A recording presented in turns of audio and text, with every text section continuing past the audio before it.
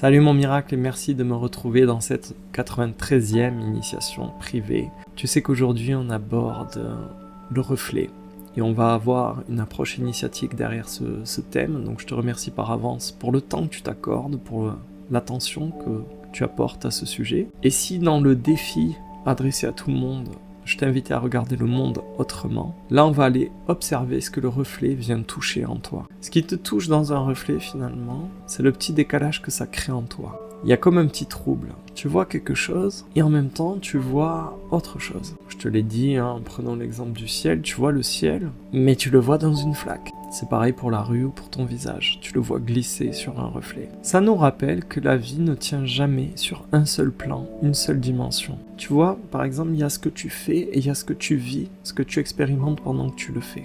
L'un est le reflet de l'autre. Il y a ce qu'on voit de toi et ce qui se passe à l'intérieur de toi. Tu parles avec quelqu'un d'un point de vue extérieur et à l'intérieur ça continue. Tu peux sourire d'un point de vue extérieur et à l'intérieur il y a comme une fatigue, une tristesse. Et le reflet c'est un rappel, ça nous met ça sous les yeux, ça nous dit regarde un peu mieux. Fais l'effort parce qu'il n'y a pas qu'une image, il n'y a pas qu'une lecture. Quand on n'est pas dans cette double lecture, qu'est-ce qui se passe ? On est beaucoup à fonctionner comme ça, on a juste un seul niveau de lecture, c'est le niveau utile. Et ça nous fait souffrir. Tout a une fonction, tout a une obligation, des responsabilités.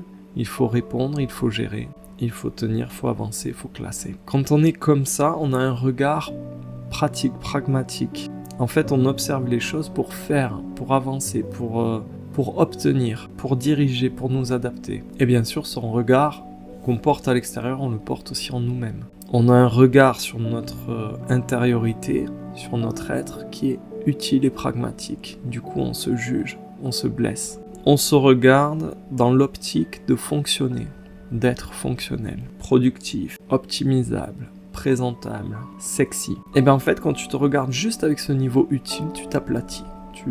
Tu réduis toutes tes autres dimensions. Et le reflet, justement, il casse ça. Il vient apporter un relief. Si tu y réfléchis bien, pendant que tu observes un reflet, pendant une seconde, ce reflet il sert pas à grand chose.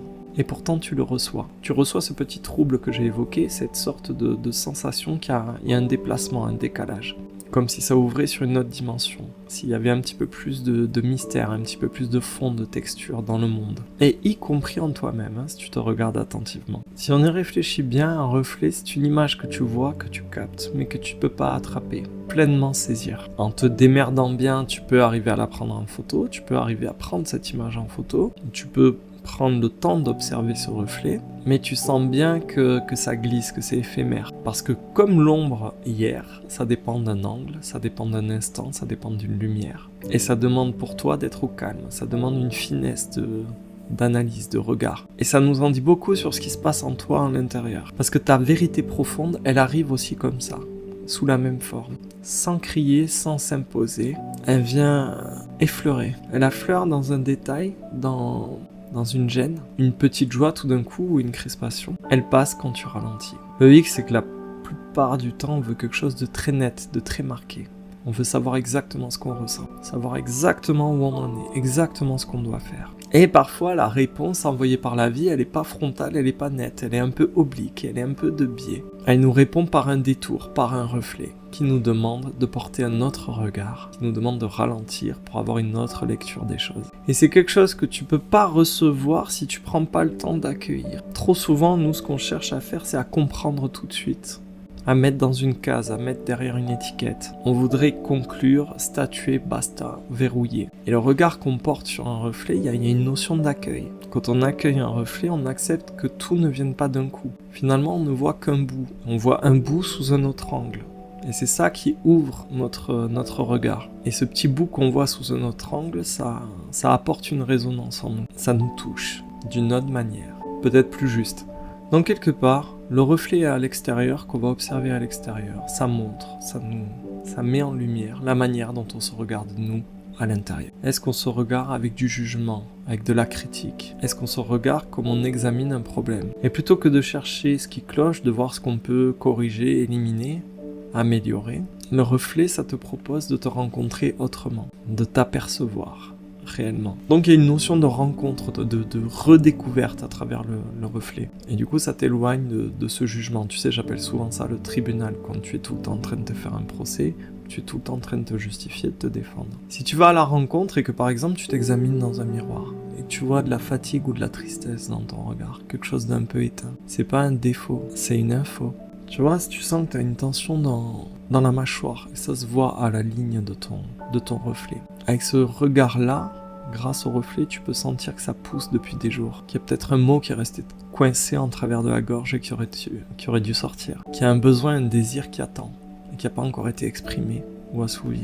Tu peux sentir qu'il y a une part de toi qui manque de repos, ou de sens, ou d'écoute. Bref, tu vois, ça change la posture, ça change la relation que tu as à toi-même, et aux choses, et aux autres. Mais pour revenir à toi-même, en fait, tu n'es plus dans un regard qui cherche à te dompter, te dominer. Tu commences à te lire, vraiment. Donc tu vois, on passe de ce regard premier niveau utile, un regard de contrôle, qui te rend fonctionnel et très dur, très violent avec toi-même, à un regard de lecture. Tu commences à entrer en relation, à te comprendre.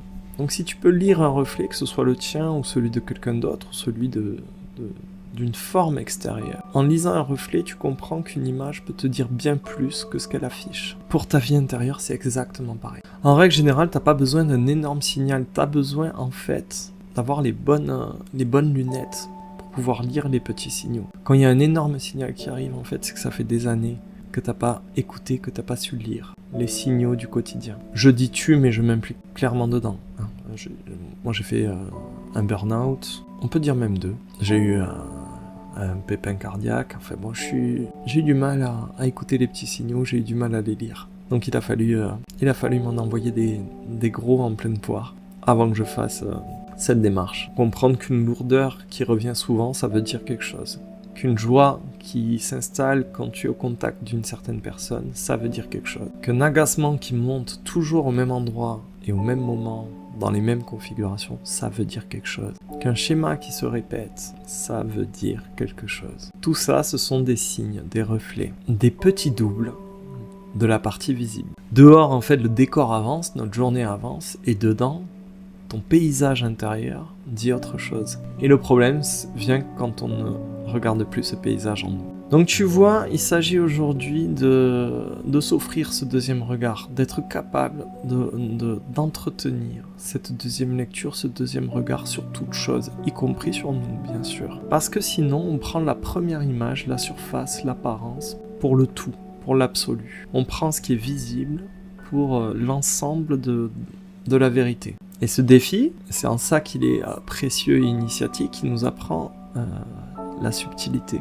Ça nous rappelle qu'une vérité peut être à la fois discrète et fondamentale. Ça peut être super important et presque invisible. Et cette vérité, elle ne peut apparaître parfois que dans un reflet, que dans un miroir, que dans une vitrine, que dans le reflet d'une flaque. Et je l'ai un peu évoqué dans la version adressée à tout le monde.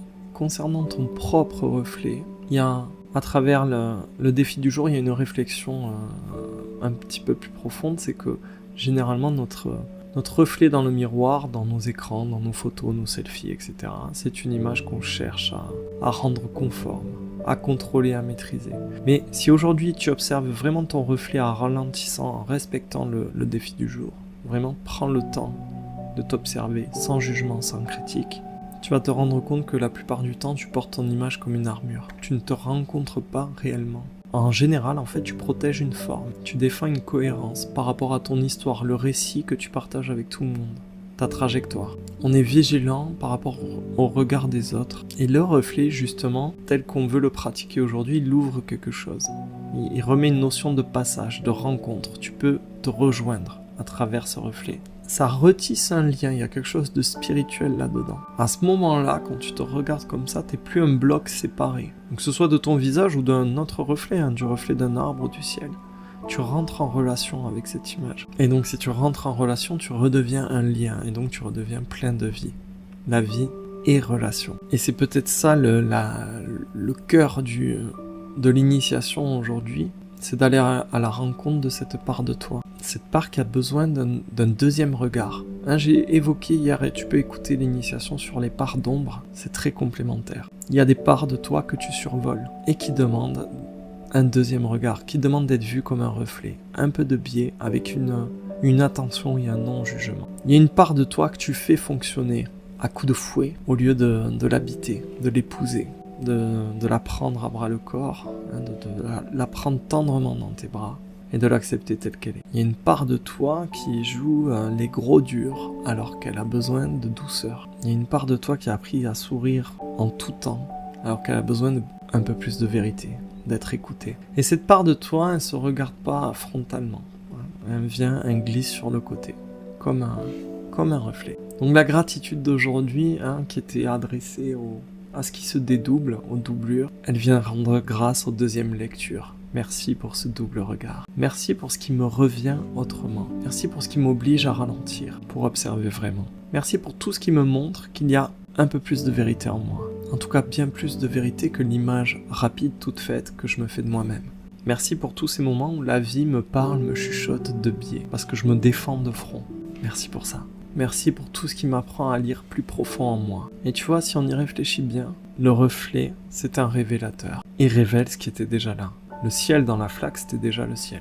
Ton visage dans la vitre, même si tu y découvres une deuxième lecture qui va t'éclairer vraiment, c'était déjà ton visage. Ce que je veux dire par là, c'est que le reflet n'invente pas un autre monde, il te montre juste celui qui était déjà là. Il le fait juste sous un autre angle. Et pour toi, c'est exactement pareil. Si tu arrives à avoir ce deuxième regard sur toi-même, ça va révéler un peu plus de choses en toi. Et ça va rendre visible quelque chose qui était déjà là, et qui attendait juste d'être vu sous le bon angle. Et tu vois que depuis tout ce temps, on n'a pas besoin de courir après une meilleure version de nous-mêmes. On commence à voir ce qui demande en nous à être reconnu, à être vu sous le bon angle, avec un regard différent. Et la gratitude, finalement, elle rend grâce à cette deuxième lecture. La gratitude, elle devient même une façon de regarder. Et tu peux remercier la flaque parce qu'elle a porté le ciel pendant quelques secondes, le temps de ton regard. Mais tu peux remercier un moment étrange parce qu'il a révélé en toi quelque chose que tu n'étais pas prêt à voir frontalement. Tu vois ce que je veux dire? À partir de là, tout devient plus humain.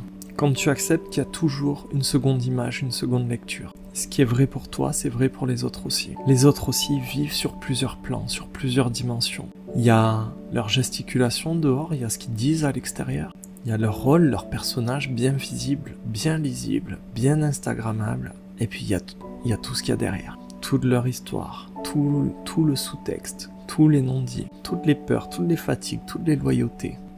Toutes les ombres, toutes ces facettes. Donc le reflet, non seulement il t'ouvre à toi-même, il t'ouvre aussi aux autres. Tu rentres en relation véritablement avec les autres. C'est comme ça que ton regard peut devenir un peu plus large, un peu plus doux, un peu plus juste. Tu vois qu'à la lueur de tout ce qu'on vient de se dire, on peut se demander, avec cette notion de reflet, finalement, qu'est-ce que je suis en train de survoler en moi et qui mérite un autre regard? Quelle autre image de ma vie essaie d'apparaître? Qu'est-ce qui me demande aujourd'hui d'avoir un regard plus lent? De ralentir et d'observer vraiment. Et c'est peut-être pour ça que le monde se dédouble, en fait. C'est pour t'apprendre à te rejoindre avec plus de finesse. Et se dédouble dehors pour que tu apprennes qu'en toi, il y a plus qu'une facette. On voit bien aujourd'hui que la pépite que nous réserve toute cette réflexion, tout ce cheminement, c'est que la vérité profonde et authentique, en ce qui te concerne, elle arrive souvent de biais, comme un reflet. Elle a besoin de ce deuxième regard. Elle ne peut pas se voir avec ton regard frontal, utile, fonctionnel. Tu as besoin d'un regard plus calme, assez calme pour voir la deuxième image. Voilà, ça sera tout pour moi aujourd'hui, mon cher miracle. N'hésite pas à me dire ce que tu as pensé de cette initiation. Est-ce que tu sens ce deuxième regard s'affiner, émerger en toi? Est-ce que ça a révélé des choses sur ces parts de toi, sur cette vérité qui arrive un peu en reflet, un peu de biais? N'hésite pas à t'exprimer sur le groupe WhatsApp, il est là pour ça. Quant à moi, je m'en vais préparer les prochaines étapes de notre long voyage. Et j'espère avoir le plaisir de te retrouver demain dans la prochaine initiation privée. Bye bye.